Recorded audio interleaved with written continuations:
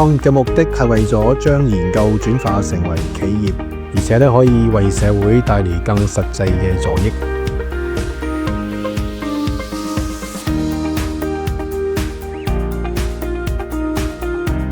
教育嘅目的咧係帶嚟改變。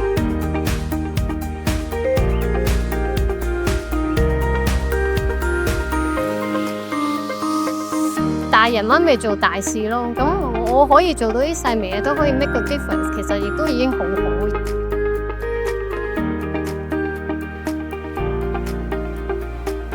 我哋想用我哋嘅設計去推動大家要去做一啲改變咧，其實 one bite at a time 其實就足夠。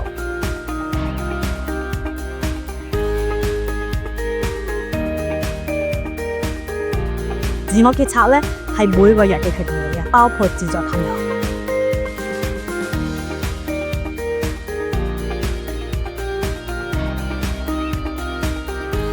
我覺得鄉郊嘅土地有種真實感，令我有動力去做研究、做實驗同埋身體力行嘅實踐。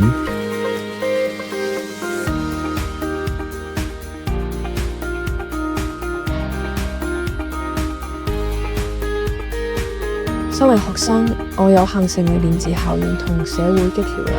喺整理訪談時，亦都經常被創業者嘅堅持所打動。點樣去改變呢個社會上嘅嘢？好似又唔只係做緊純粹一個生意咁。我了解咗好多，原來教授原來有啲咁樣嘅理想。